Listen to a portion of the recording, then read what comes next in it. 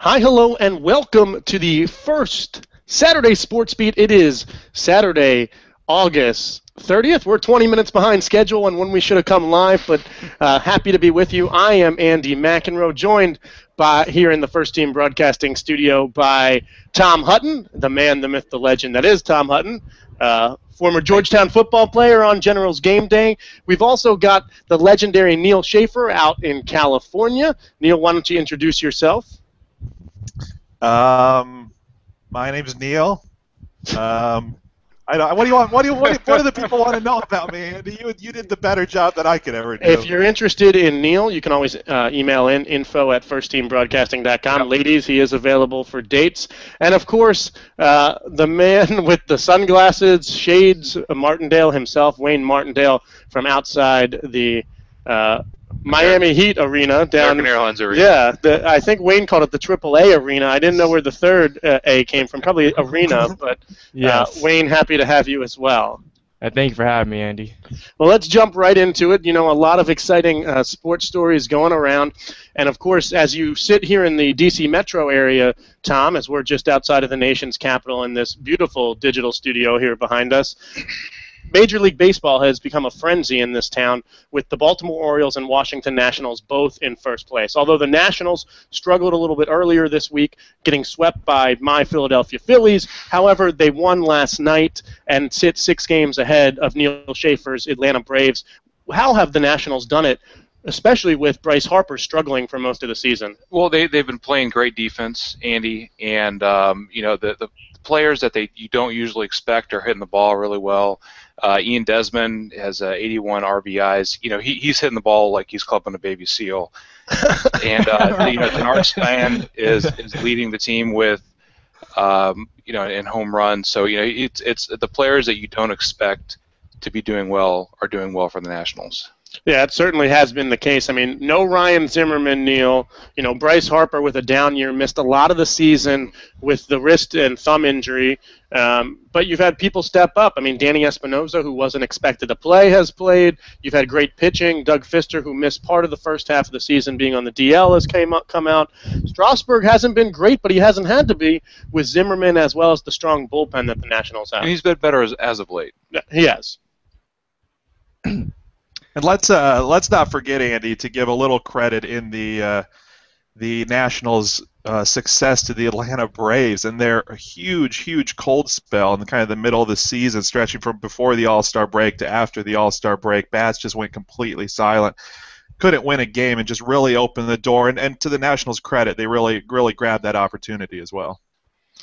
They certainly have, but when you're losing games like they did earlier this week against the Phils, you don't really want to see that. The Phillies come back to Washington next Friday, Saturday, Sunday.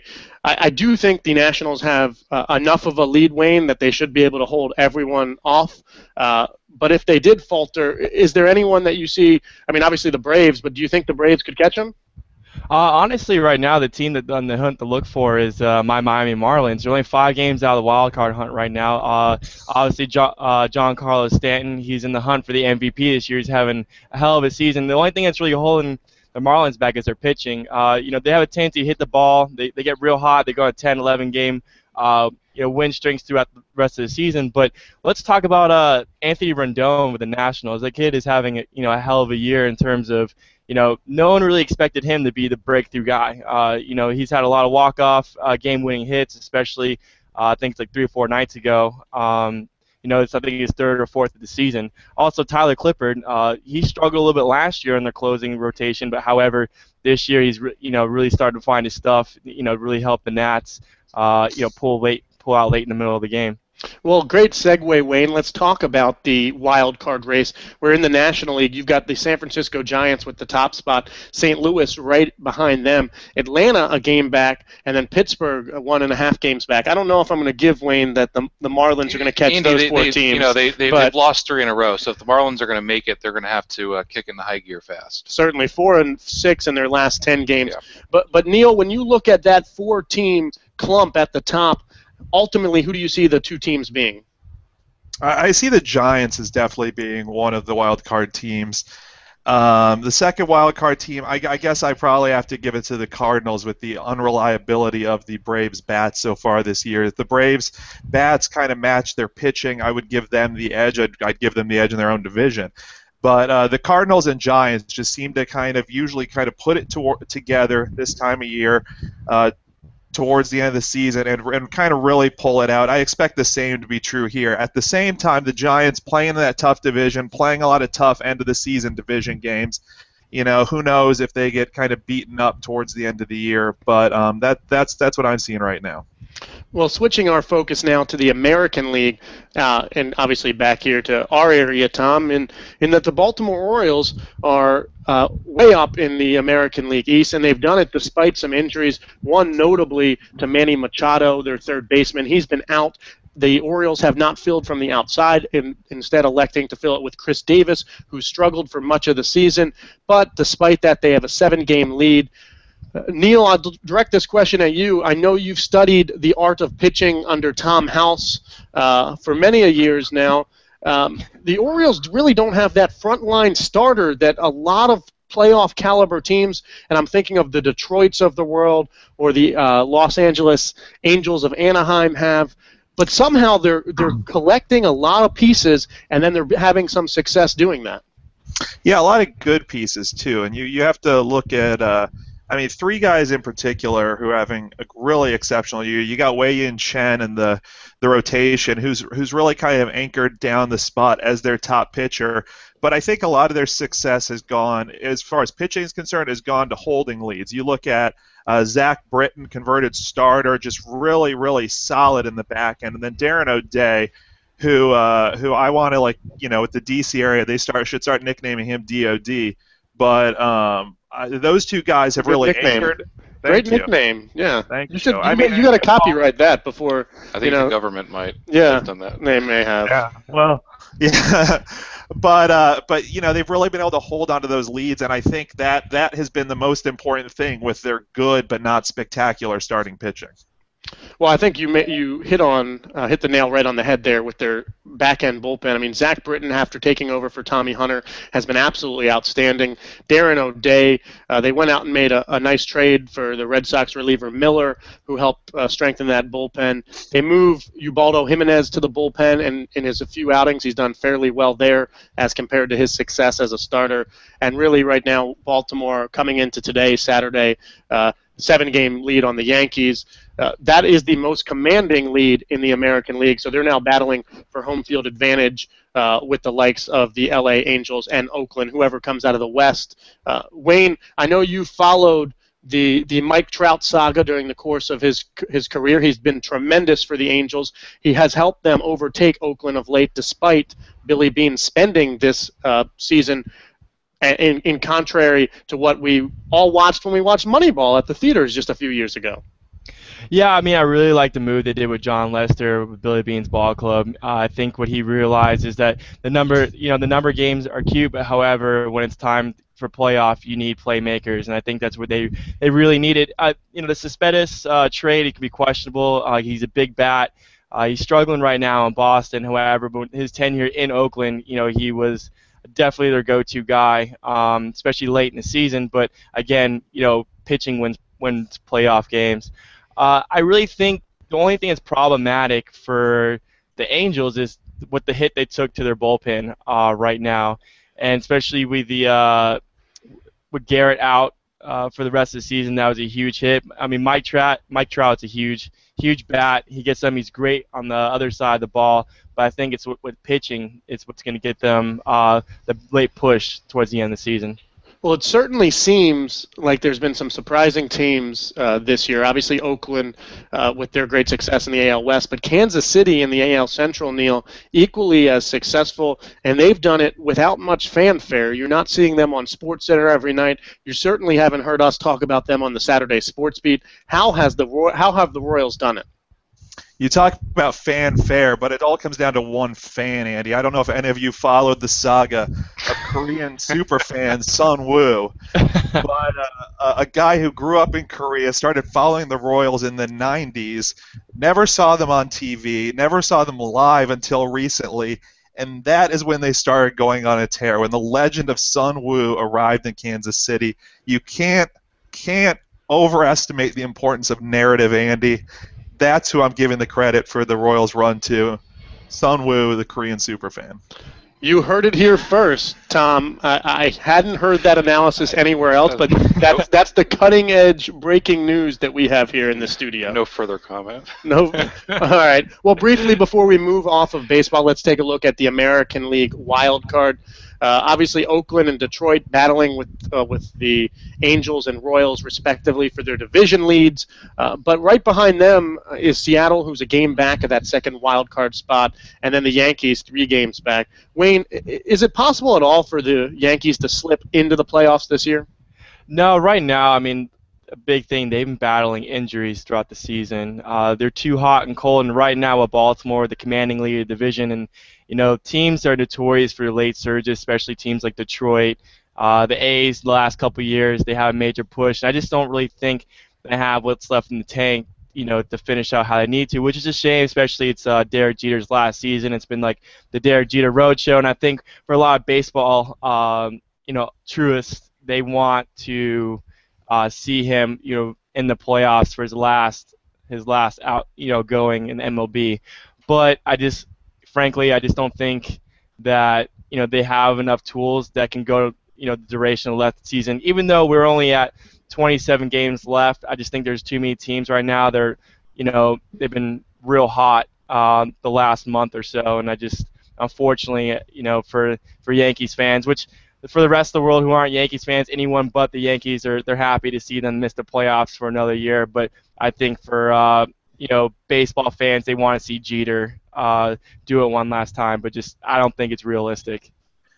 I think they can make the playoffs, Andy. I think they definitely can. I think you look at the A's having lost 3 games in a row. You're looking at Detroit really not being a very good team in real life compared to what they are on paper. Verlander's not what he was. Anibal Sanchez is hurt. Soria's hurt. Nathan is flipping off his own fans. And David Price gave up 8-9 hits in a row recently. So a lot of question marks with the 2 wild card leaders right now. It's going to be a really exciting race. The Yankees can do it. Not saying they will, but I certainly wouldn't close the book on really anyone right now, kind of within that margin. Well, the Yankees will have to play better at home this season. Only 33-31 in the friendly confines of Yankee Stadium. Much better on the road, 37 of 32, which could help them because if they get into the wild card, that one-game playoff, most likely they're not going to overtake Oakland or Los Angeles, depending upon who's in that top spot for the American League wild card. So they would be on the road for that one-game playoff, which is very significant. Well, I've been holding back the team here. It's the last Saturday in August. Obviously, everyone wants to talk about college football, but because we are so great at First Team, Tom, we have the opportunity to sit down with a good friend of the program, Kaylee Hartung of SEC Nation. She's been working with the fine gentlemen of that program. I know you're a big fan of Tim Tebow, and Wayne has a man crush on Marcus Spears. But before we talk college football and let Neil reminisce about the best day in his history where Appalachian State knocked off Michigan, as those two teams square off in about 20 minutes or so, we're going to have to push play on this interview, and we'll step away for a moment as you get to hear Kaylee Hartung's take on the upcoming season. We spoke on Tuesday, so a lot of stuff may have become settled over this past week. For instance, Alabama naming their starting quarterback. We talked about it here, and we have to apologize before we go to the interview. We had some technology issues on the interview recording, so it sounds like I'm interrupting her. I really wasn't. You're a nice guy. Yeah, I'm a nice guy, and Kaylee is a tremendous girl, and we were pleasure. It was our pleasure to have her talk with us, and hopefully she'll continue to do it throughout the season. But here she is on her take on not only her broadcasting career, but the upcoming college football season, which kicked off on Thursday night and continues today. Today, we have the pleasure to sit down with Kaylee Hartung, an alumna of one of our partner schools, Washington and Lee University, and more notably, a lead reporter for the newly launched SEC Network. Kaylee, thank you for joining us. Thank you so much. I'm just ready to get not going to get all of this Well, as you started. know, we've got two types of constituents with FTB. Hardcore sports fans that we like to tailor to, but mainly also aspiring sports broadcasters. With that in mind, let's start with what's on every college football fan's mind, and that is the new college football playoff. What impact will that have as the regular season starts to unfold this week? Well, the impact's going to be huge. There's no denying that. This is what college football fans have wanted for years. I don't know anyone who was a fan of the BCS system or even liked it a little, so I know we will all be waiting for October 25th. That will be the first time that the college football playoff system releases their top 25 teams as voted by this 13-member selection committee. Now, it's so interesting to me, we had our ESPN college football seminar and earlier this month, and ESPN did a poll. Now, get this, the depth of knowledge of fans about this college football playoff system is actually really thin. So among fans who considered themselves avid college football fans, only 45% of those people knew and understood that only 4 teams make this playoff. So the question that always gets asked is, if it's 4 teams now, when will it be 8 teams? If it's 8 teams, when will it be 16 teams? Before you know it, we're going to have, those 64 teams that we think of in college basketball's bracket. But that doesn't sound to be happening anytime soon. I think what's going to be so fun about this playoff is that college football is just going to own New Year's Eve and New Year's Day. This year, the Rose Bowl and the Sugar Bowl will be the 2 games that are the 2 playoff games of what they're calling the New Year's 6 games. And it's going to make for a really exciting end to the college football system. I can't really, nobody knows what to expect in terms of how this plays out. Even when you're talking about March Madness and, a 64 or 68 team playoff, it's always going to be that question of, oh, well, who's that 5th team, or who was just on the bubble? What was the difference between that number 4 and that number 5? And that's obviously where the selection committee comes into play. And the conversations I've had with the head of the committee, Bill Hancock, or I should say the head of the whole system, Bill Hancock, and Jeff Long, who's one of the really instrumental members of the selection committee, also the athletic director at the University of Arkansas. This committee that they've put together as a whole, it's all about integrity, people who really care about the sport. And if only I could be a fly on the wall in those committee meeting rooms, I think any college football fan would love that chance. Unfortunately, I don't think myself or any other members of the media or any cameras, for that matter, will be allowed in those rooms. But there's no denying that this is going to make for a very interesting end to all. Well, I'm glad you brought up the committee, because certainly the SEC, which you're becoming intimately familiar with, has dominated the BCS. Now with the new 4-team playoff, it seems like the power conferences are more positioned to be able to garner one of those 4 slots. Is there a scenario that you can envision where 2 SEC teams get into that 4-team playoff? Absolutely. I mean, if anybody could make a case for Auburn and Alabama not both being in that 4-team playoff, if it had existed last year, I think you'd be pretty hard-pressed to find a way to do that. I absolutely think it's possible. Whether it happens, I'm certainly not about to go to Vegas and put any money on it one way or the other. I personally will be very disappointed if one SEC team doesn't make it to the 4-team playoff, and shocked would also be another sentiment I would put in there if that was the case, because then my season as a reporter ends sooner than it would otherwise if we don't see an SEC team in that playoff. But absolutely, there's no reason why we couldn't see 2. We went through this really interesting exercise at ESPN's college football seminar with Bill Hancock and Jeff Long in the room, where they sort of really did a mock selection process with all of the ESPN reporters, analysts, and play-by-play guys in the room saying, okay, here's a scenario in which, okay, here's our top 25.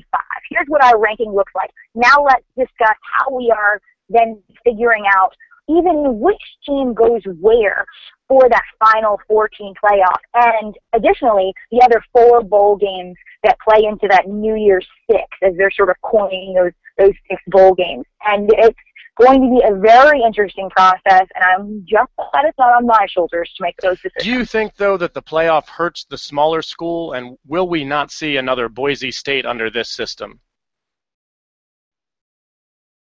Sorry, our connection is a little dicey. No, what was that? I was just looking at the smaller school within the 4-team playoff, and under the BCS system, we saw some surprising outcomes, such as Boise State beating Oklahoma in the 2007 Fiesta Bowl, and Utah upending, I believe, Alabama at one point in the BCS system.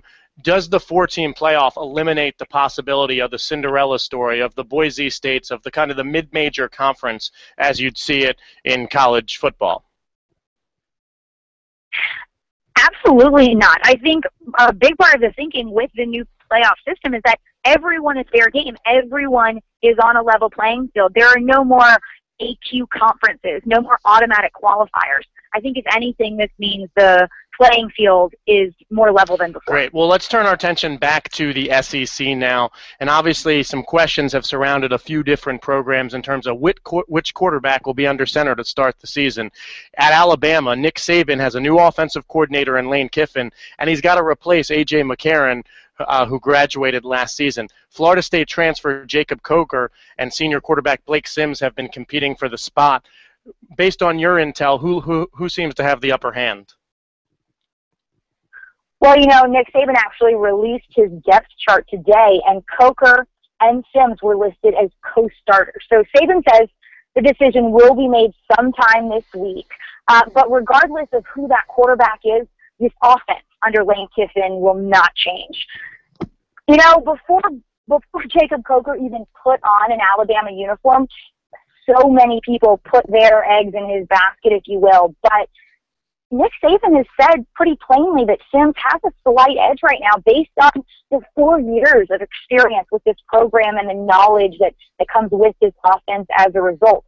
But, you know, as I said, Coker really came into fall camp the favorite, but really anointed by fans, media, whoever you want to put in that category. I think the bottom line, and Nick Saban has said it, he wants someone who will come in and take the bull by the horns from a leadership standpoint and from a consistency standpoint. And as we know it now, neither guy has really done that. I think the questions with Sims come down to his accuracy and learning how to manage using his feet to make plays. But by all accounts, he has improved throughout fall camp in the spring as this competition has given him no other choice but to improve. When you look at Jacob Coker, I mean, this is a guy who's got prototypical size that NFL teams want, and he's got the big arm to go along with it. He can extend plays, make plays with his feet. You know, I did a Florida State game a year ago, and that was when I really came to understand how talented Jacob Coker is. Jimbo Fisher is very, very upfront in saying that quarterback competition a year ago against Jacob Coker and Jameis Winston at Florida State was as even as it could have possibly been. I know guys in the Florida State locker room and staff who said before the job was given to Jameis Winston, they thought Coker had won it. His talent is clearly there. I think when you look at the juxtaposition of he and Jameis Winston, that came down to Jameis Winston winning the locker room and having that X factor that we came to see Jameis Winston having. But Jimbo Fisher even remarked upon Coker's transfer that Coker would bring more talent to the quarterback position than Alabama has seen in a long time. But we have heard reports of Coker struggling in camp. I obviously can't speak to exactly what that means on a number standpoint. I think Nick Saban has gotten so tired of answering so many questions about this quarterback battle that he says in a lot of these scrimmages they aren't keeping track of the numbers and the stats. I'm going to bet somebody somewhere on that staff is charting those numbers, but he certainly hasn't released them to anyone. Well, switching gears now to your professional pursuits, and you know, as First Team Broadcasting focuses on young broadcasters and how they grow and develop, many fans out there want to know what sparked your initial interest in journalism and sports media. For me, I say it always goes back to the first athlete I was ever aware of. And for me, growing up in Baton Rouge, Louisiana, that athlete was Shaquille O'Neal. And he was larger than life. I mean, I actually really thought he was superhuman.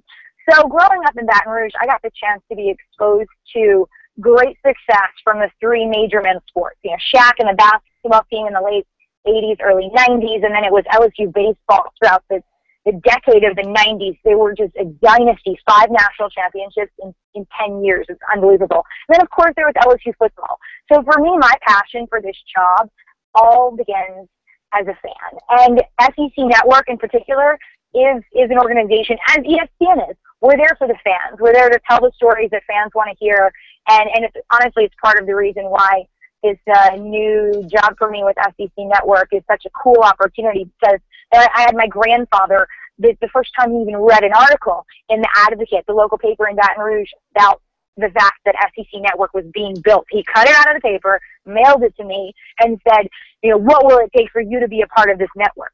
And so it's a pretty cool honor to be able to be a part of it now, because for me it all started as a fan of an SEC Before school. we dive a little bit deeper into the SEC network, I want to take a step back, though, and talk about your first job out of undergrad, which was more news-oriented with CBS. When you decided to make the switch from news to sports, what were the primary differences you noticed, and how did some of the characteristics and attributes that you developed at CBS help you as you became more athletics-oriented? In my mind, whether I'm reporting on sports or politics, it's all the same craft. It's all about storytelling, understanding how to tell a story in a way that is most easy to understand, in a way that is most illuminating for the viewer or consumer. On top of that, reporting, again, the same craft. It's about getting the story right, making sure you're cultivating your sources, making sure you're accurate.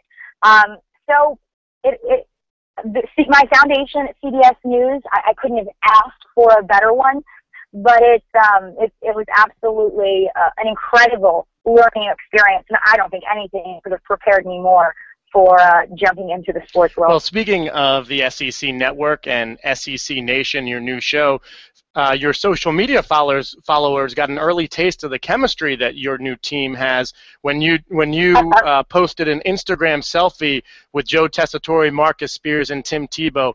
What is it like working with those gentlemen, and how is this show and your role on it going to develop as the season progresses? Fans are in for something special with this crew we've put together for SEC Nation. There's something we all figured out pretty early on once we realized we would all be working together and once we got a chance to spend time together, and that's that we all actually like each other and we all get along. So during our SEC Network Media Day, a bunch of members of the media coming to the headquarters in Charlotte and talking with us, after a session with us, a guy said, I get more of an NBA on TNT feel from this crew than a College Game Day feel. And for us, we thought that was great. We thought that was a wonderful comparison to make, because the question we keep getting is, how will this crew be different from College Game Day? And I think the answer to that question is so simple. It's we're a different crew, and there's a different dynamic among us. And, when you put Tim Tebow and Marcus Spears on front of the camera, two guys who really don't have much experience at all in this analyst role, you take two guys that are so well respected in the SEC, who achieved so much in this conference, and it's really cool to get an insight into their perspectives, and I think it's so unique to be able to share that perspective with them. Joe Tessitore, there's no guy we could ask for to put us all in a better position to succeed. He's just so talented, and he's so knowledgeable. He's one of the smartest guys I know, and he will make us all better. And then Paul Feinbaum, the guy, SEC fans' reverence for him, or in some cases, maybe if you're an Auburn fan, disdain for him, is pretty unique. And that guy knows how to ask incredibly smart questions and facilitate wonderful conversation. So we're going to have a blast together. We will be visiting all 14 SEC campuses over the course of the season. And, my role in all of this, I've kind of figured out, I think I'm supposed to tailgate, and I think I get paid for it. I'm still seems a little bit too good to be true. But my role, I think, in this whole crew will be a lot of storytelling.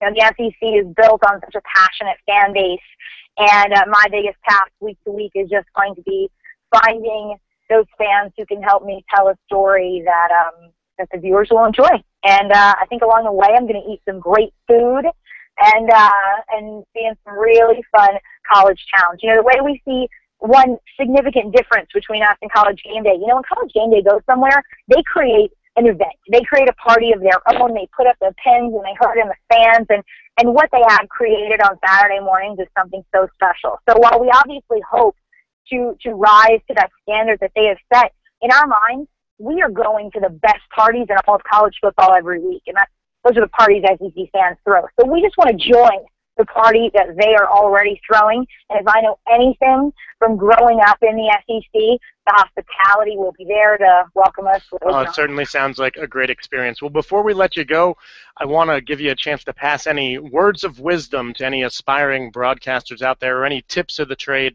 that you would recommend that young broadcasters that may want to follow in your footsteps pursue. You know, I always tell students that I talk to that your job search begins with your internship search. Take advantage of those summers. I know there was one summer I had a bunch of friends living down at the beach in Charleston, South Carolina, and I was working away in New York City. And I went to visit them for a weekend and thought, what am I doing with my summer? These guys are having so much fun. But when it came down to it, the learning experience that was that summer for me working with NBC News put me in such an incredible position my senior year of college to really execute some of the ideas and ways I learned to go about doing my job from the amazing folks at NBC News through our student media at Washington and Lee. Beyond that, when you get your first job, it's all about showing up early, staying late, making yourself an invaluable resource, making sure that people know you're willing to take the initiative and go the extra mile. Beyond that, I say if you want to be in sports, just remember how much fun it is. Like, be grateful that you get to go to work and do something that so many people would love to do and have fun doing it. My old boss at CBS News, you know, Bob Schieffer, always told me that, you know, he was never all that concerned about making a lot of money. In his mind, you find the craft that you're passionate about, you learn to do it well, and the money will follow. I'll tell you, I'm not exactly, like living the most lavish lifestyle right now, but I would like to think I'm learning the craft that I love and learning to do it well. And maybe one of these days in the future, the rest will follow. But enjoy what you do and take advantage of every opportunity that comes your way. Well, Kaylee Hartung, thank you very much for joining us, and best of luck with the SEC season coming up. And hopefully we'll be able to check in with you throughout the season. Thanks so much, Andy. Well, back here in the studio alongside Tom Hutton, I'm Andy McEnroe. Special thanks once again to Kaylee Hartung for joining us. A great interview, a lot of great perspective both on the world of journalism, but also just in terms of college football, and certainly a great experience for her being on the SEC network. I think probably a better experience, and Grandpa Hartung, you should be proud. She shows up on the first Saturday Sports Beat here with First Team under our new logo. We've got Wayne Martindale down in Miami. We've got Neil Schaefer in San Diego, California. Happy to be with you. Let's transition now to talk college football. And Neil, I teased you a little bit earlier. Michigan, App State. Can App State pull the upset again? No. That App State team in 2007 would have gone to a bowl game if they were playing FBS at the time. But I look at this as two ways, and maybe you can help me decide, Andy. Either Michigan is tempting fate by scheduling them again and paying them $1 million for this game, or it's just like being thrown off a bull if you're a rodeo cowboy and just getting back on. I don't know which one it is. I can't decide, but either way, I am terrified. Well, Wayne, we got a lot of wind coming in behind you. Must be a beautiful day down in Miami. Definitely air-conditioned here in the studios. But what game has you most interested or excited this Saturday? I would say Florida State, Oklahoma State, and a lot of people are predicting that to be a complete blowout on the hands of Florida State, considering they're the returning national champions. But Oklahoma State was not a bad team at the end of last season. They're bringing back a lot of weapons. They did lose Justin Gilbert on defensive front and a few other DBs. However, for Jameis Winston, is he boom or bust? Was he flash and pan last year, or is he the real deal, considering that he's the returning Heisman Trophy winner? However, he had a lot of weapons on offense last year, and he had a defense that was, they had 5 guys who were NFL ready, and within the first 3 rounds of the draft. So they're able to get him the ball to be able to put those points they did last season. So I'm really intrigued to see what he's going to do this season, especially with the ACC being unfortunately it's one of the weaker conferences in college football right now. But I think that's going to be one of the better games to watch, as well as LSU and Wisconsin, especially no more Zach Mettenberger, but a Wisconsin team that's ready to be back in national championship contention, especially with the hat returning back on offense this season. We'll have to continue to work on Wayne's connection. It looks like he's doing a little bit of the robot dance while he's doing it, but great analysis there by Wayne despite the windy conditions. We're probably going to put his microphone on mute for a little bit while Tom and I chat on this here. But Tom, when I look at the standings, obviously Florida State in the AP poll getting 57 votes. Really got to put his microphone on mute. So his microphone now on mute, hopefully. We got 57 votes in the AP poll, Alabama at 2, Oregon at 3, Oklahoma at 4. My question for you, though, you've got 4 spots for this new college football playoff. Who are your 4 teams that will be in, we won't call it the Final Four because I think that takes away from college basketball. We'll call it, the Fantastic Quattro in this sense. I think this year it's going to be Florida State, Alabama, UCLA, and Michigan State. Without Braxton Miller, I don't think Ohio State's going to make it. And then I think you have Clemson and the Seminoles playing the Seminoles playing the Clemson Tide in Dallas for the national championships, and then you'll have Florida State repeating. Neil, are there any sleepers that could get into this? Going into this week, I would have said South Carolina, but after being blown out by Kenny football and Texas A&M, obviously their hopes probably of a fantastic quattro berth have been eliminated. But could a Stanford or a UCLA or someone of that type from the great left coast slip into this playoff? Well, I think there's certainly a possibility, but I'm going to go to a different region. I'm going to go back to Kaylee Hartung's hometown. I'm curious to see how LSU does this year. Their defense is fantastic, Quattro ready. I think they are ready to play. They have a new quarterback this year, and then they've got all hype, all-world freshman running back Leonard Fournette, who's already being hyped as the greatest football player in the country. Heisman candidate, 6'1", 230-pound running back who plays like Adrian Peterson. Hey, if he can put them on their back throughout the year, if this new quarterback can play at least, if Cam Cameron can kind of get him up to Zach Mettenberger level, who knows what could happen in Baton Rouge. Wayne, I want to go to you for this next one. Obviously, Ohio State was talked about a lot in the preseason. Braxton Miller goes down with another shoulder injury, has surgery this week. Can Urban Meyer rally the troops and get Ohio State at least to the Big Ten title and potentially into this playoff as well? Well, that's a really good point with the missed.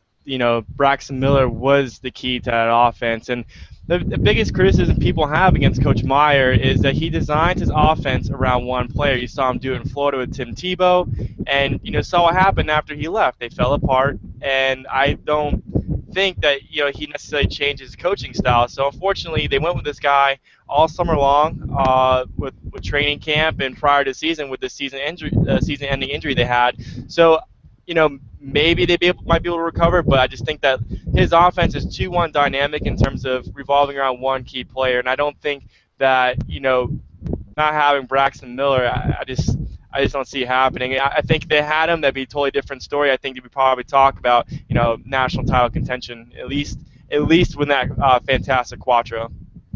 Well, another big game that we really haven't talked about yet, and Neil, I'll kick it to you on this. Georgia-Clemson today, one of 2 top 25 matchups. How do you see this one unfolding? I see Georgia winning this one. I mean, they had to replace Aaron Murray, of course. Todd Gurley's coming back. They'll get a lot of hype as another potential Heisman candidate at running back. But you look at what Clemson lost. They lost Taj Boyd to the NFL, Sammy Watkins to the NFL, and then their starting running back is done for the year. They're going to have to rely on a whole stable of backs, including true freshmen. It's going to be another curious game to watch. A lot of new faces. It's hard to really predict these kind of games at the beginning of the year, but in the end, I see Georgia coming through with that win.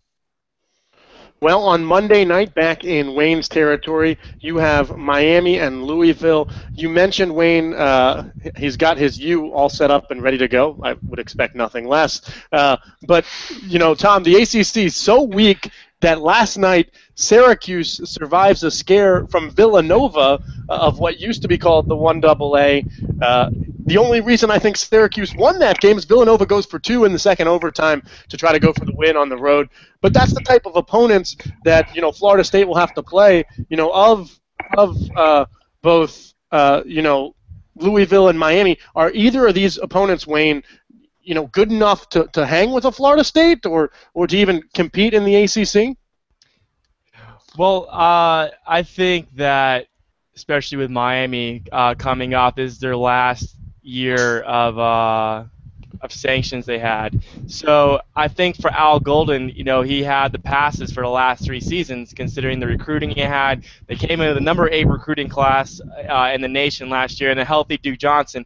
And now the talk of the town, because we had Jake Heaps, who was originally a BYU guy, transferred to KU, and then transferred to Miami. He's a 5th-year senior. He lost his job to true freshman Brad Kaya. And there's only been 2 true freshmen to start for University of Miami since 1978, and that was last one was Ja'Cory Harris, and we saw what happened with him. So everyone's really high down here on Brad Kaya. I think, especially all the weapons he has on offense. But the thing that really killed us last year was our defense. We're allowing over 500 yards of offense in at least 6 of our games last year. So they're talking about the revamped defensive back state. Lots of Denzel Perryman. He's an All-American linebacker. A lot of pressures on him and his defensive unit. So I think that if this true freshman can go out there and utilize the weapons he has, especially the healthy Duke Johnson, a true freshman Joe Yerby, I really think that Miami could possibly win the ACC, or at least be in the ACC championship with Florida State. But other than that, I don't foresee anybody else going to the ACC championship. I mean, everyone talked about Duke last year, but they lost everyone they had. Their seniors, and I think UNC, I don't think they'll be able to do it either. So I think it's really between Miami and Florida State that's going to be the ACC championship. Well, it's about time for us to wrap up this initial Saturday Sports Beat. But before we go, I want to turn to all of you now because it is the start of the first team broadcasting season as well. We kicked off yesterday with some high-flying volleyball action out in California, transitioned to some women's soccer action at Washington and Lee. A lot of exciting time. As they tell me, our camera, is full of memory here. And we almost just lost our camera, but we're still going, and obviously it's exciting. Tom, when you were an athlete at Georgetown, what did you look forward to at the start of the season? It's just getting back to the game that you love. The off season is long and grueling. You go through spring practices. You're playing against the same players. You go through your off season workouts, and it's finally time to get back to the game. Neil, Wayne, anything you want to add to that before we, let Neil jump to watching App State pull the upset here today with the kickoff probably just happening moments ago? Yeah, it's happening. App State, they're on 3rd and 1 right now. But I want to bring one word to the table, Andy, and that's hope.